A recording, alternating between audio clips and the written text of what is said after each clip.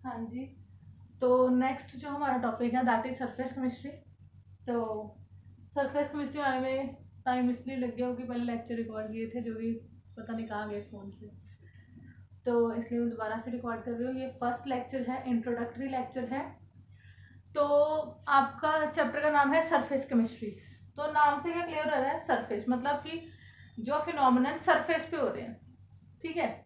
तो surface chemistry is a branch of chemistry जिसमें जो भी फिनोमिनन हो रहे हैं सिर्फ सरफेस पे हो रहे हैं, राइट। तो या फिर दो फेसेस हैं, उनको जो सेपरेट कर रहा है इंटरफेस, उस इंटरफेस पे जो फिनोमिनन हो रहा है। लाइक अगर मैं इस बोर्ड के ऊपर लिख रही हूँ, इस बोर्ड के ऊपर मैं लिख रही हूँ, तो ये सरफेस फिनोमिनन है, इसके अंदर थोड़ा इंक जा रही है, ठीक है। तो सरफेस केमिस्ट्री क्या है, branch of chemistry which deals with the study of phenomenon occurring at the surface और interface that is at the boundary separating two bulk phases. तो अब नेक्स्ट एक टर्म है एड्सॉर्प्शन, डी है ये एड्सॉर्प्शन, और दूसरी टर्म है आपके पास एब्जॉर्प्शन, एड्सॉर्प्शन एंड एब्जॉर्प्शन। तो यहाँ पे बी है, यहाँ पे डी है। अब एड्सॉर्प्शन का मतलब क्या है, जो फिनोमिनन सरफेस पे होते हैं, ठीक है। लाइक ये कुछ पड़ा है, इसके ऊपर कुछ लग रहा है सरफेस के ऊपर, तो दैट इज एड्सॉर्प्शन। बट अगर सरफेस के ऊपर लग रहा है साथ में अंदर भी है, दैट इज एब्जॉर्प्शन, ठीक है। तो सबसे पहले एड्सॉर्प्शन क्या है, phenomenon of attracting and retaining the molecules of a substance on the surface of a liquid or solid resulting into higher concentration of the molecule on the surface। अब देखो यहाँ पे सिर्फ सरफेस पे हो रहा है, तो कंसंट्रेशन जो भी इसके ऊपर लगा है वो सरफेस के ऊपर हायर है। अब एब्जॉर्प्शन में तो सेम ही है, सरफेस पे भी लगा है, बल्क में भी हो रहा है, अंदर भी हो रहा है। तो एब्जॉर्प्शन में क्या है, मॉलिक्यूल्स अट्रैक्ट और सरफेस के ऊपर रहते हैं, राइट, ठीक है, और वहां पे कंसंट्रेशन जो है हाई हो जाती है। अब जो चीज सब्सटेंस, ये सरफेस है, ठीक है।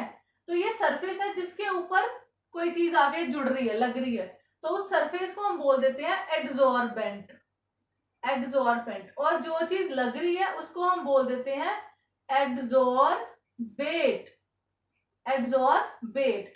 सब्सटेंस एड्सॉर्बेट क्या है, substance adsorbed on the surface, जो सब्सटेंस एड्सॉर्ब हो रहा है उसको हम बोलते हैं एड्सॉर्बेट।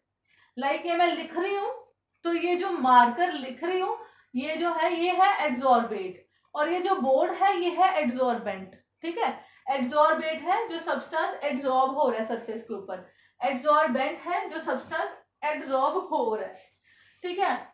डिसऑर्प्शन क्या होती है, डिसऑर्प्शन क्या है, अब ये एड्सॉर्ब हो गया, इनको हटाना इज डिसऑर्प्शन, ठीक है। Removal of adsorbed substance from the surface.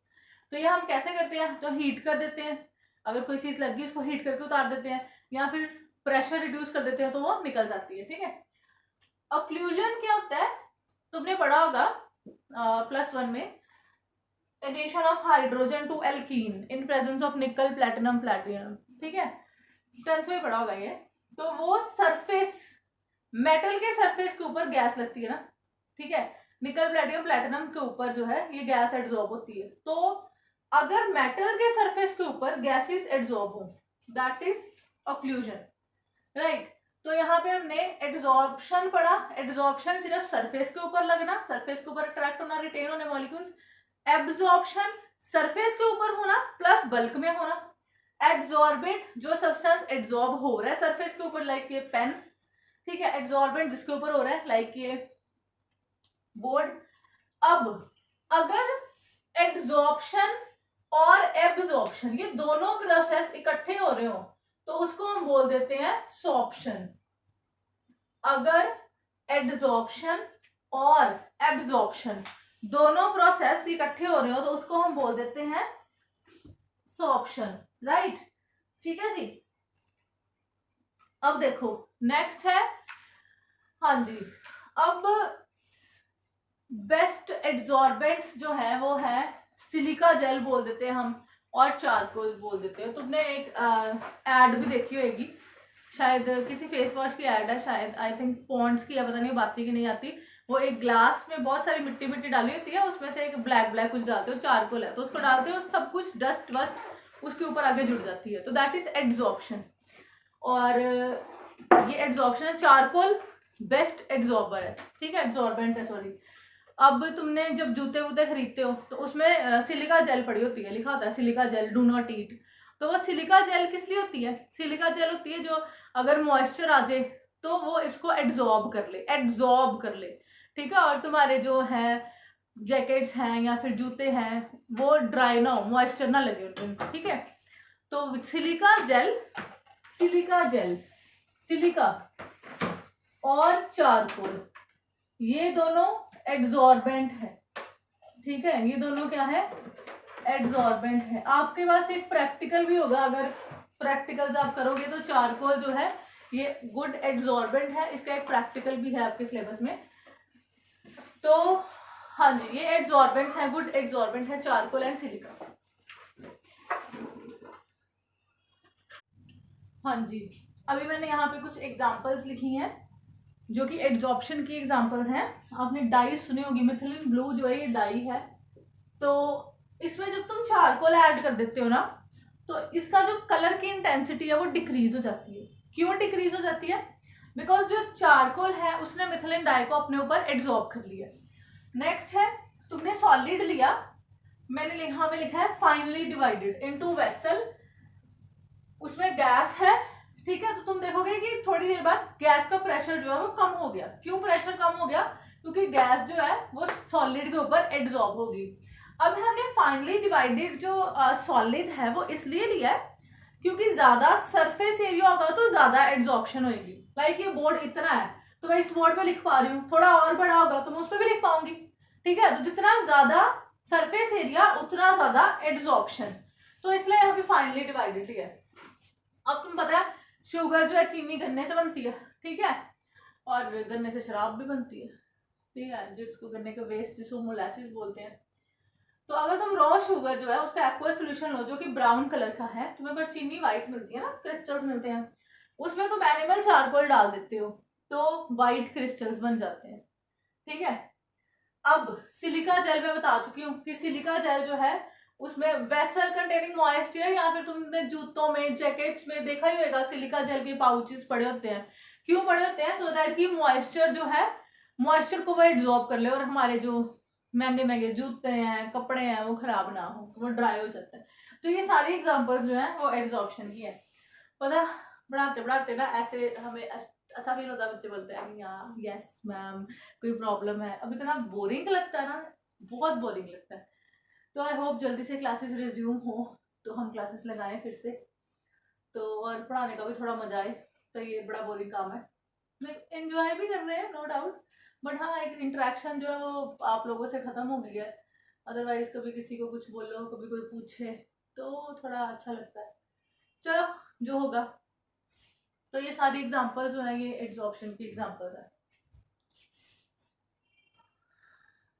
अब नेक्स्ट मैंने तुम्हें बता दिया एड्जॉर्प्शन और एब्जॉर्प्शन, ठीक है। तो सबसे पहले अगर मैं बात करूँ एड्जॉर्प्शन की तो मैं ऑलरेडी डिस्कस कर चुकी हूँ तुम लोगों के साथ कि एड्जॉर्प्शन जो है ये सरफेस फिनोमिनन है, एब्जॉर्प्शन जो है ये बल्क फिनोमिनन है, ठीक है। कुछ बच्चे ऐसे भी होंगे जो मिक्स कर देंगे, यहाँ पे डी है यहाँ पे बी है, ठीक है। सरफेस फिनोमिनन मतलब सिर्फ सरफेस के ऊपर रहता है, बल्क फिनोमिनन मतलब overall through out the body होता है। सरफेस फिनोमिनन लाइक आप किसी कॉटन के कपड़े को पानी में डाल रहे हो तो बाहर थोड़ा गीला होगा अंदर से भी गीला होगा।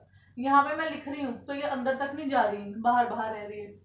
अब यहाँ पे एड्जॉर्प्शन में कंसंट्रेशन, सरफेस फिनोमिनन तो सरफेस पे कंसंट्रेशन ज्यादा है बल्क के कंपैरिजन में, तो यहाँ पे टोटल कंसंट्रेशन सेम है। ये जो मैंने बनाया था कि सिर्फ सरफेस पे होता है, ठीक है, यहाँ पे सरफेस पे है प्लस अंदर भी है, तो कंसंट्रेशन ऊपर नीचे सब जगह बराबर है, यहाँ पे सिर्फ सरफेस के ऊपर हाई कंसंट्रेशन है।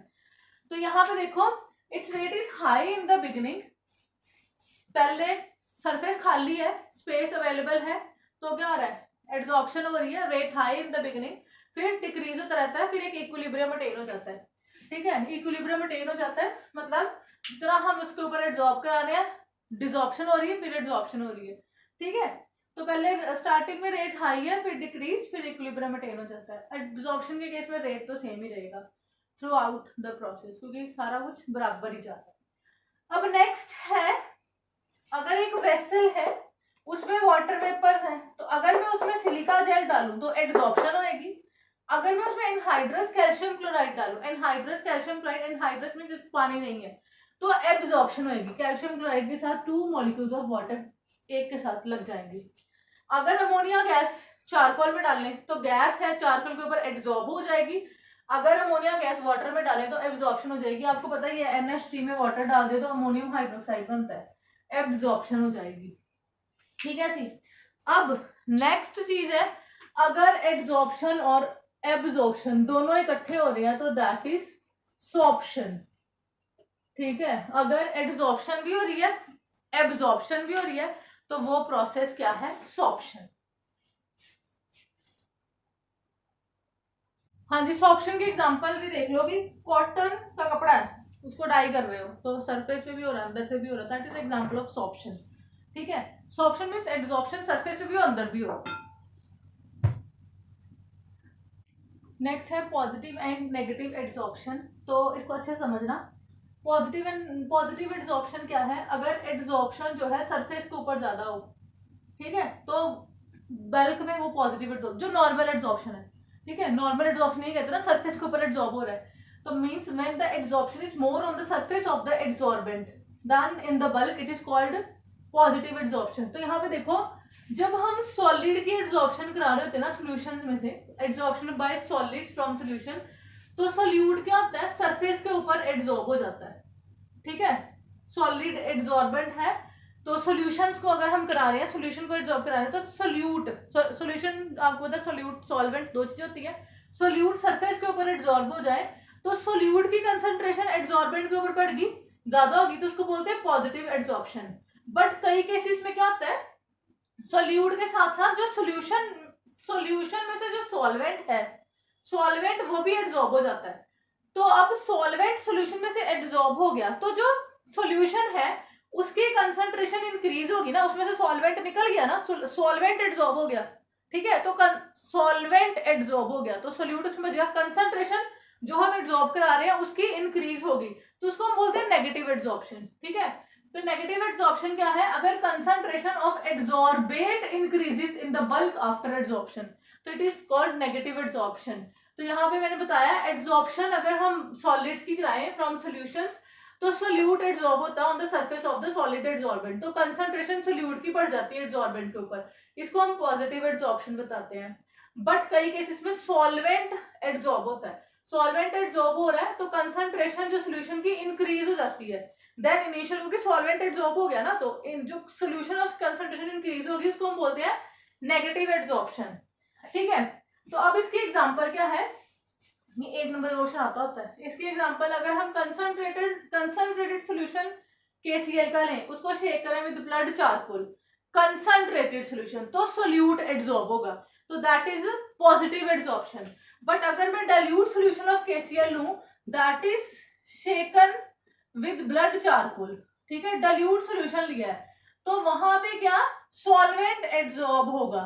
ठीक है, दैट इज नेगेटिव एड्सॉर्प्शन। जब मैं डाइल्यूट सॉल्यूशन ले रही हूँ ना, when I am talking about dilute solution, तो डाइल्यूट सॉल्यूशन के केस में सॉल्वेंट एड्सॉर्ब होगा, सॉल्वेंट निकल गया, तो अल्टीमेटली जो ये हमारा ये सॉल्यूशन है इसमें से सॉल्वेंट निकला, तो यहाँ पर KCl की कंसंट्रेशन बढ़ गई ना, सोल्यूट बढ़ गया, तो ये बात यहाँ पे है कि जब solvent from the solution adsorb होता है तो कंसंट्रेशन सॉल्यूशन की इंक्रीज होती है, यहाँ से सॉल्यूशन सॉल्वेंट निकल गया, पानी निकल गया, वाटर निकल गया, सोल्यूट बच गया, सोल्यूट क्या बच गया, KCl। ठीक है, तो कंसंट्रेशन उसकी इंक्रीज होगी, दैट इज नेगेटिव एड्सॉर्प्शन। ठीक है, तो ये हमारा हो गया पॉजिटिव एंड नेगेटिव एड्सॉर्प्शन।